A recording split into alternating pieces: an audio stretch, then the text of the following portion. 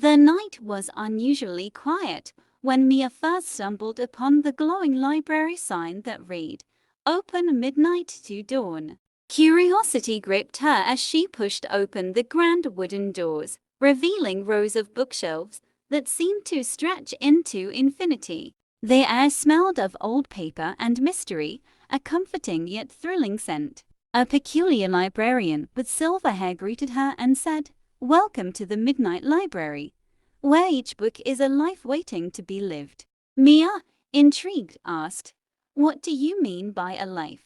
The librarian smiled and handed her a book titled A Life in Paris. "Open it and you'll see," he said, his voice tinged with magic. Mia flipped the book open, and the room dissolved into swirling colors and light. When she opened her eyes, she was standing under the Eiffel Tower, dressed like a Parisian. The streets were alive with music, art, and laughter, immersing her in an unforgettable moment. As she explored, Mia discovered she could interact with people and events like they were her own memories. She helped a struggling artist sell his first painting, earning his gratitude and a sense of accomplishment. Just as she started to feel at home, a whisper echoed, "Time is almost up." In a flash, she was back in the library, holding the book that had transported her. "What was that?" she asked the librarian, bewildered yet exhilarated. "A glimpse of another life," he replied, adjusting his glasses.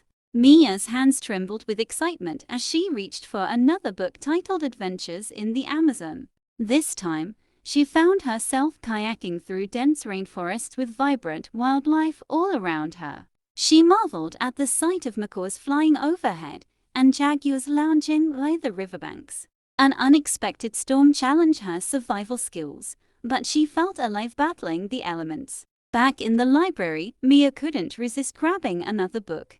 Each time she entered a story, she felt like she was living multiple lifetimes in one night. One book took her to ancient Egypt, where she deciphered hieroglyphics in a pharaoh's tomb. Another landed her in a futuristic city where robots coexisted with humans. She felt the thrill of piloting a hovercraft during a daring escape. Each story was more thrilling than the last, leaving her wanting more. Hours flew by as Mia explored jungles, oceans, and bustling metropolises. But something strange began to happen.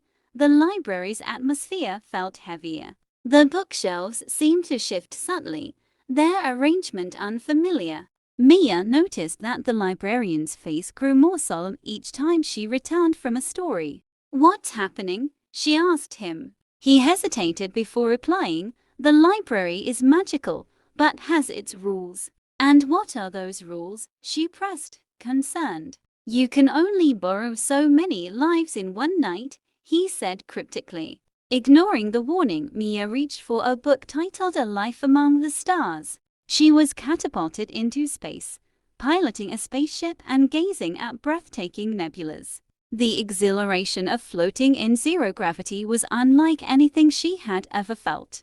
But this time, the story didn't end when the whisper came. Mia was pulled back to the library with a jarring force, her vision blurry. "Why did that feel different?" she asked, clutching the table for support. "You're pushing the limits," the librarian said, his voice tinged with concern.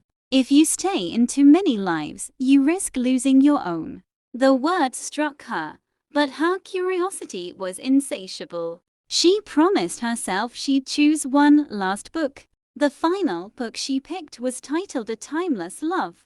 She found herself in a quaint seaside town, falling in love with a charming local artist. Every moment felt vivid and real, as if her heart truly belonged there. The sunsets were mesmerizing, painting the sky in hues of orange and pink. The artist taught her how to paint, creating beautiful memories.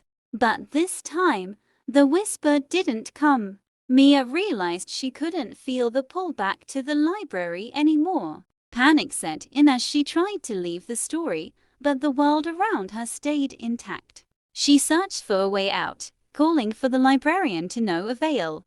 The artist looked at her and said, You're home now." "No, this isn't my home," she exclaimed, her voice trembling.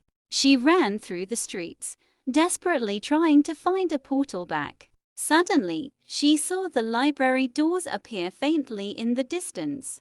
Summoning all her willpower, she ran through them, crashing back into the library. The librarian stood there, his expression a mix of relief and sternness. "You almost lost yourself," he said, guiding her to a chair.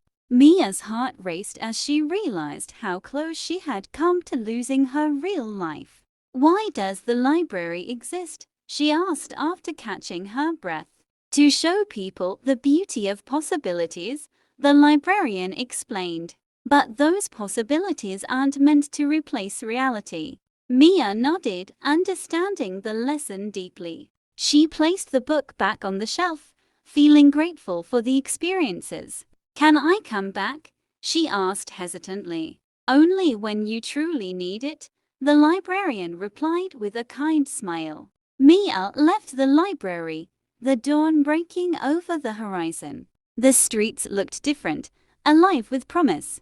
She carried the memories of her adventures like a treasure in her heart. Her life felt fuller, her perspective forever changed. Mia resolved to live her real life with the same curiosity and courage. She smiled at the thought of returning one day, but only when the time was right.